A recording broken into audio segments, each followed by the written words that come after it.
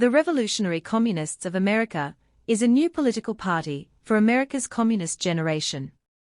Comrades of the RCA from across the United States will gather in Philadelphia for the founding Congress of the party on July 27 to 28. The following document was drafted by the Central Committee of the RCA and will constitute the founding document of the RCA. It has been submitted for discussion in all party cells in the lead-up to the Congress, where it will be voted on for final adoption. If you would like to be part of these discussions and attend the RCA Founding Congress, apply to join one of your local RCA cells, or to start building a new cell in your area. Americans are raised to believe that we live in a land of prosperity, opportunity, and unbounded possibility. We are told that a bright future waits us, as long as we work hard and play by the rules. Every experience of our lives has proven that these claims were complete and utter lies. We've realized that the entire world revolves around the accumulation of profits for a tiny handful of parasitic billionaires, while the rest of us languish in misery. We've realized that there is no American dream, no American exceptionalism, and no future for us under this system.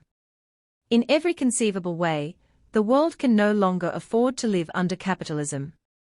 Its continuation is no longer compatible with the survival of our species. Tens of millions of workers are starting to realize this fact. We can say with absolute assurance that the United States is headed for revolution. Unprecedented social explosions and class battles against the capitalists are on the horizon. We need to prepare. History is calling upon our generation to step forward and fight for the overthrow of capitalism. The Revolutionary Communists of America are its organized wing. Our task is to assemble the new generation of class fighters into battle formation and arm them with Marxist ideas and methods. Our mission is to build a mass party capable of leading the working class to political and economic power. We vow to carry out the American Socialist Revolution in our lifetime. We are the product of history. Capitalism once played a historically progressive role in developing industry, technology, and the modern working class. But ever since the mass slaughter of World War I, it has played a purely regressive role. Between 1914 and 1945, the two world wars and a catastrophic depression shook mass consciousness and radicalized the working class, pushing millions towards communist ideas. The workers' movement grew around the world, and the working class had many opportunities to take power. But due to a lack of revolutionary leadership, the capitalists managed to retain power, and a temporary period of stability for American capitalism opened after World War II. The destruction of Europe, newly developed technologies, and unprecedented capital investment helped give capitalism a new lease on life.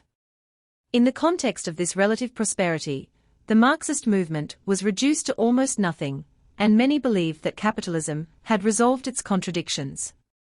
However, this was only a temporary respite from capitalism's innate tendency towards crisis and impoverishment of the working class. The anomaly of the post-war boom came to an end in the early 1970s, and capitalism resumed its downward trajectory. For the last half-century, working-class living standards have fallen sharply by nearly every measure. It took a few decades for consciousness to catch up, but since 2008, the harsh reality of life under capitalism has become clear to millions. Those of us born too late to catch a glimpse of that mythical golden age grew up in an era of systemic decay. We are the social product of a very different world from the one that molded previous generations. Not that long ago, childhood was associated with innocent games of make-believe and adventures with neighborhood friends. Today, children grow up fearing mass shootings and mass extinctions, paralyzed with anxiety over rising sea levels and a shortage of human connections. Post-war adolescents could expect to land a well-paid job straight out of high school. Today, those seeking higher education are confronted with decades of debt and the grim reality that the promised career opportunities were a fiction. Fewer people are buying homes and starting families. Millions can barely afford to scrape by. Surviving this world as a wage worker means grinding through an endless maze so numbing and joyless it drives many to an early grave. From suicide to alcoholism to drug overdoses, deaths of despair have climbed steadily for 40 years. The malaise seeps inexorably into art and culture, as dystopian themes of apocalyptic doom alternate with frivolous postmodernism. Bleak pessimism permeates every aspect of culture. In earlier times, people wondered what marvels the future held for their children and grandchildren. Today, imagining the future is a foreboding exercise that conjures visions of societal collapse and civil war. Desperate to keep us atomized and powerless, the ruling class tells us there's nothing we can do to solve the world's problems. They scapegoat others and bombard us with the idea that we are individually responsible for our lot in life. But history wastes nothing. Capitalism itself creates communists. The seeds sown by capitalism's death agony are finally bearing fruit. A generation with a new outlook has emerged, shaped by a series of major events since the 2008 collapse. From the rise of Trumpism to the betrayals of Bernie Sanders, from the climate catastrophe to the mass slaughter in Gaza, from the police murder of George Floyd to the self-immolation of Aaron Bushnell, each blow forged us into the system's gravediggers. Our conviction that something had to change intensified as one devastating calamity followed another. As the absurdity and horror became too much to ignore, we were overcome with an unbearable restlessness. We couldn't keep boiling with indignation at the world around us, swallowing our rage, and pretending it was normal. The disastrous role of the profit motive in every sphere of society became apparent, and the compulsion to divert our eyes from capitalism's atrocities short-circuited. The social pressure to regard the system as natural and eternal broke down. We began to question the unquestionable. Could it be that the very social structure of our world, the system we were born into with all its ruling institutions, was the real root of the problem? Along this path, each of us arrived at a more radical standpoint than we could have ever imagined. We became communists. We are communists because we can no longer stand aside while imperialism massacres innocent civilians and the capitalists destroy the planet in the name of profit. We are communists because it is absurd to accept a world in which homelessness and hunger coexist with empty homes and speculative hoards of food. We are communists because we can see that the solution to these contradictions is right before our eyes. The same forces that compelled each of us to draw this conclusion are pressing on millions of others. This dying system is a bottomless well of radicalizing events, each acting as the final straw for yet another swathe of the population. The ruling class is powerless to end this stream of catastrophes. They cannot roll back the clock and restore capitalism's youthful vitality. They have no miracle for solving the problems that plague their society. They cannot stop the ranks of the communist generation from swelling. The historic forces pushing mass consciousness toward revolution will not attenuate, they will intensify and accelerate, pushing millions to their feet. The communists of today must recognize our duty to prepare the path for the communists of tomorrow. We were simply the first in line, the harbingers of an even more dramatic shift in public opinion. It's up to us to chart the course for those who will soon join our ranks. Tomorrow's party of millions will grow out of today's party of thousands. A party of a new type. The monumental task we are fighting for has been achieved before. The Russian working class, led by the Bolshevik Party under Lenin and Trotsky, successfully seized power from the capitalists in 1917. The key to the victory of the Russian Revolution was the presence of that party, which had been forged over decades. We are committed to replicating that victory in every single country on Earth over the next few decades. To succeed, we must build a Bolshevik party for our generation. The potential for building such a party in the US has never been greater. The emerging communist movement is as yet a potential force waiting to be actualized. The problem is not a lack of raw numbers. Communists are everywhere, ready to take action. We can't stop stumbling across them. But most are still going about their lives as individuals, consuming content online and studying Marxism in isolation. We must draw the urgent practical conclusions that flow from this, with confidence that the heyday of American communism was not in the last century, but lies just ahead. The country of the Red Scare and McCarthyism is ripe for a revival of the communist movement on a larger scale than ever. Now is the time to gather the communist generation around our collective banner, pool our skills, knowledge, and resources, harness our energy, reinforce our will to act, unleash our audacity, tap into our boundless enthusiasm, and weld our numerical strength into a coast-to-coast organization that can storm the political landscape and begin turning the tide of the class struggle. Now is the time for the revolutionary communists of America to build our own party. The process of revolution is accelerating. If we are going to match the pace of events, we need a sense of urgency. Not the kind of desperate impatience that leads to a search for shortcuts, opportunism, and ultraleftism, but the confident resolve of those who know the tide of history is on our side. History is placing huge demands on the communist generation. Building a serious revolutionary party requires time, money, and effort. We make no apologies for this. In return, we become conscious participants in history, knowing that we are fighting for the flourishing of humanity. Every communist has the obligation to engage in daily communist activity. Our immediate task is to combine revolutionary agitation and propaganda to energetically build communist cells in every workplace, industry, trade union, campus, and neighborhood. These agile units of action and political education will fight systematically for a program that links class war methods to the need for a workers' government. Through the daily activities of the cells, the party will sink roots and win the confidence of the most militant layers of the class. The revolutionary press will aid us in this work. The Communist is the voice of America's class fighters, a platform for expressing and generalizing its experience. As a tribune of the people, it will take advantage of every opportunity to clarify, at every stage, the world-historic significance of the struggle for the emancipation of the proletariat. We will use every tool at our disposal to penetrate every workplace, campus, and working-class neighborhood with our ideas. Building this party will require serious financial resources. This is the only way we can guarantee our total political independence. We are pooling our collective energy and resources to forge and sharpen this tool of the class struggle. Only by building a financial war chest that matches our political convictions can we build the kind of organization needed to lead the workers to power. The Communists are the most far-sighted and committed participants in every workers' struggle. We will fight shoulder to shoulder to break the unions from their unholy partnership with the bosses at the workplace and the polls.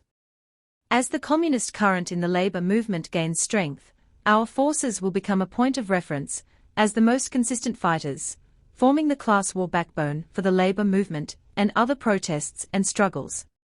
Orienting our forces to the broader working class will require us to skillfully explain our ideas in any and all contexts. Bold communist symbols and radical phrases alone are insufficient for this more advanced task. As communists, we must learn to transmit our program in the language of material demands and concrete struggles. To the working class of this country, we say, don't be alarmed when you see our red flags in your city, or when you realize that our ideas resonate with your children, co-workers, relatives, and friends. We are not the sinister threat depicted by cable news, high school textbooks, or bought and paid for politicians. We fight for a truly democratic society, in which the working class majority asserts its rule. By evaluating local conditions and elaborating suitable tactics and demands, we will overcome every obstacle and seize every opportunity to escalate the class struggle. But sinking roots, leading struggles, and winning influence are only means to a greater end, raising our class's horizons to the need for the socialist revolution. The stakes will rise as the class war draws in ever larger numbers of workers. From street rallies and communist marches to effective strike waves and union organizing efforts, our party will be tasked with charting a path toward power for communist internationalism. U.S. workers cannot build socialism without the aid and collaboration of the international working class. The working class has no country. There is no American road to socialism, and there can be no purely American Revolutionary Party. We represent the battalions of the international communist movement, who are stationed in the United States, ready to play our part in the world socialist revolution. The experience of the early communist international forms an integral part of our ideological foundations. We intend to defend this legacy with all the tenacity of its founders, who kept the International alive during the darkest days of the Russian Civil War. We repudiate the Stalinist bureaucracy that usurped the Comintern and strangled Soviet democracy after Lenin's death. In a shameful gesture of goodwill toward Western imperialism, Stalin unceremoniously dissolved the Comintern in 1943, renouncing the fight for world communism and paving the way for the catastrophic restoration of capitalism. As the U.S. section of the Revolutionary Communist International, the RCA is determined to help rebuild the party of the world socialist revolution. We have the duty and honor to fight here at home against U.S. imperialism, the most reactionary force on the planet. The need for class independence. The principle guiding our activity and orienting our struggles can be summed up as class independence. The working class is the only social force capable of bringing capitalism to a halt and reorganizing society in the interests of the majority. The success of the proletarian revolution will depend on the workers organizing our own forces into our own party, fighting for our own program, around our own interests, free from the influence of the capitalists and the petty bourgeoisie. Reformism, liberalism, nationalism, lesser-evilism, the reactionary poison of identity politics, and anything else that cuts across consistent class politics plays into the enemy's hands. Organizations like the Democratic Socialists of America and the Communist Party USA have failed precisely because they do not understand this crucial point. DSA profited from the political vacuum following Bernie's capitulations to the Democratic Party. They succeeded in gathering tens of thousands around the banner of democratic socialism. But they utterly squandered the opportunity to advance class politics by their stubborn refusal to break with the Democrats. The self-described socialists they managed to elect into office merely tarnished the socialist label through their pathetic subservience and association with the Party of Genocide Joe. This is why DSA is doomed to irrelevance. As for the CPUSA, they remain mired in their decades-long irrelevance despite the mass appeal of communism, because their lesser evil politics are indistinguishable from DSA's milquetoast reformism. They can't live off their name recognition and real estate assets forever. The myriad sectarian groupings infesting the so-called left have also had ample time to show what they can do. Their small circle stagnation and inability to move beyond internal bickering and mindless activism flows from the inadequacy of their ideas and methods. The revolutionary communists of America welcome, with open arms, any honest communist fighter who hasn't found what they were looking for in other organizations. The era of small circle politics and impotent activism is over. Building a Bolshevik leadership. Every collective action, in order to be effective, requires leadership. We are assembling and preparing the communist leadership of the proletarian revolution. The organizational forms corresponding to such a party don't need to be reinvented, they are the methods and principles of Bolshevism. The internal battle of ideas within the Bolshevik Party included many fierce, but necessary polemics. These were not only evidence of a vibrant internal democracy, but also the practical and ideological training ground for the General Staff of the October 1917 victory. The debates sharpened and educated the cadres in the Marxist method, and forged a party that could collectively withstand the extreme pressures that pressed upon it. At the same time, this internal democracy did not convert the Bolsheviks into an idle talking shop for endless and fruitless discussion. The party leadership had to know when to pass from deliberation into action. The action-oriented internal democracy of a revolutionary party is called democratic centralism. Like the Bolsheviks, Our party can live up to its tasks only on the basis of full freedom of discussion and complete unity in action once a majority decision is taken. Without revolutionary discipline, there can be no revolutionary action. There is no other way to navigate the storms of the class war. The battles ahead will require leadership teams equipped with foresight and perspicacity and the flexibility to adapt to sharp, unexpected changes. We need leaders with political and moral authority continually tested and earned in practice, not granted by title or seniority. Our discipline and centralism flow from our political conviction, not from a bureaucratic chain of command. Our leaders are not appointed but elected and recallable at every level, based on their proven ability to lead and carry out party work effectively. The need for genuine Marxism. Our will to act comes from life under capitalism. But being a Bolshevik-Leninist requires more than merely rejecting this system and stewing in class rage. We must rise from the level of revolutionary feelings and instincts to a grounded and scientific understanding of what needs to be done to fight the class war to the end and ensure our final victory. Toppling a world-dominating mode of production against the resistance of the capitalists, with their reserves of wealth and repressive state apparatus, is a serious endeavor. Our only hope for success is to arm ourselves with the most advanced and scientific worldview humanity has ever produced. The superiority of Marxist ideas is what gives us superiority in action. Those who call themselves communists, but roll their eyes in contempt at discussions of ideas and history merely reveal their inability to explain anything. Without revolutionary theory there can be no revolutionary movement. Lenin regarded Marxist theory as the granite foundation of the Bolshevik Party and always took an uncompromising attitude toward questions of theory. Historians in the service of the ruling class portray this as dogmatic fanaticism. In reality, they hate Lenin for the unpardonable sin of proving that Marxism in action can actually overthrow capitalism.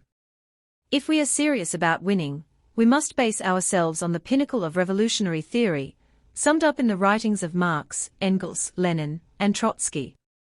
Our party did not emerge spontaneously. It is a continuation of the unbroken thread of genuine Marxism, defended and preserved for decades by a core of dedicated revolutionaries. We must not squander this priceless heritage. Our party can only succeed by transforming thousands of communist activists into trained Marxist cadres capable of absorbing and transmitting the depth and power of dialectical materialism. This requires familiarizing ourselves with the rich history of revolutionary struggles and assimilating its lessons in preparation for the practical tasks we will face. It also demands meticulous attention to philosophical questions that underpin any serious study of human society, even if they seem remote from day-to-day struggles. Ideological rigor is particularly important for the communist movement in the US, which has always been marked by a low political level. This is a legacy of the narrow philosophical traditions of the American ruling class, but is unbecoming of those who intend to topple that same class. Great events and other trends in the movement will mercilessly test our ideas and perspectives. We must learn to defend our outlook and program in action while continually raising our level. New problems will emerge requiring the skillful application of the Marxist method, not quotations parroted by rote. An exhausted system. Capitalism was born dripping blood and dirt from every pore. Nevertheless, it revolutionized the means of production, built massive cities and industries, and proletarianized the majority of humanity, laying the objective basis for a world of material abundance and the transition through socialism to communism. But this relatively progressive era ended over a century ago, and the system has entered into a protracted decline. Capitalism can no longer develop the means of production in a way that benefits the majority. When the Soviet Union collapsed, the American ruling class proclaimed the end of history. But their delusions of a prosperous Pax Americana soon evaporated with the emergence of rival imperialist powers like China and a resurgent Russia.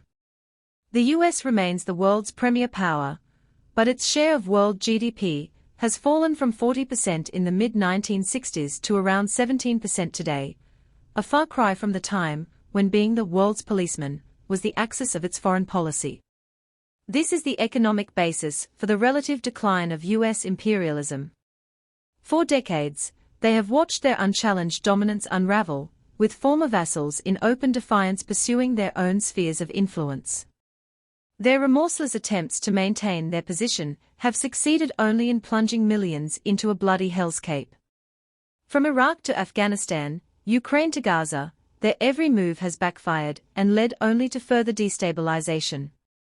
They are powerless to stop the downward spiral. Industrialists and bankers no longer plunge the bulk of their capital back into the productive process, producing better goods for cheaper prices, and pushing technology forward. Instead, these parasites splurge on luxuries, speculate on real estate, art, currencies, and stocks, hire armies of lawyers to sue their rivals, and park billions in offshore accounts. The ruling class has lost confidence in its own power and is losing its grip on its institutions. The criminal incompetence of the candidates they scrounge together reflects the senility of their system. Their courts, elections, and halls of power, once sacred pillars of order and stability, are despised and mocked. As a class, they project insecurity. Their politicians and journalists are incapable of addressing the public with a confident tone. Instead, they issue panicked prognoses about the future and sound alarm bells over the crumbling legitimacy of their democracy, and project their anxieties onto the broader public as a crisis of American values. The capitalists are dragging the whole of humanity down with them for the sake of short-term profits. The fossil fuel and other carbon-emitting industries have been aware of the catastrophe they were preparing for decades, and did nothing to prevent it. This is reason enough to fight for an international planned economy, the only possible solution to a crisis of this magnitude. In short, the capitalist class relinquished its right to rule long ago. Like every class society before it, capitalism had its rise and will have its fall. They have lost their grip on the situation, and they cannot help bringing their own system closer and closer to its day of reckoning. Communism will win. The world market mobilizes human energy on a scale that is difficult to fathom. Through the invisible hand, this intricate feat of cooperation spreads across the globe as unthinkingly as an ant colony, with each participant falling spontaneously into their role. But for all its complexity, this global division of labor revolves around a simple axis: the exploitation of human labor to aid in the accumulation of capital. This is the blind and irrational force that determines the fate of our entire species. Even those at the highest peaks of the system are subject to the market's whims. Capital rules, not the capitalists. Market forces and class interests are the prime movers of our world. But there's no rational reason for this to continue. After millennia of prehistoric infancy and an adolescence of ruthless class rule, humanity is ready to step into adulthood. At long last, deliberate economic planning will triumph over blind natural forces, as we consciously direct our vast social activity to fulfill our collective needs. On the timeline of civilization's development, the momentous changes from one system to the next have been separated by centuries or millennia. Most generations live their lives entirely within the confines of these vast intervals. But when history is ready, it produces a generation fated to straddle the convulsive transition from one broad era of human development to another. The last time society stood at such a threshold was during the bourgeois revolutions that overthrew feudalism 300 years ago. Those centuries produced generations whose actions brought an end to the old world and birthed a new one. We now find ourselves at the other end of capitalism's lifespan. Ours will be the most dramatic epoch in human history, the revolutionary transformation between a rotting, dehumanizing social order and a new flowering of humanity. The world socialist revolution will release unimaginable wealth and productive capacity from the bondage of capital. Not only will it end this society's suffering and barbarism, but it will usher in the first truly human phase of history. The world of art, science, and culture will finally be open to everyone. It will be the ascent of humanity from the kingdom of necessity to the kingdom of freedom. The revolutionary communists of America are proud to cast our lot with the communist generation. Let us meet the test of history. Let us unite all communists and class-conscious workers in the party of the American Socialist Revolution and bury capitalism once and for all.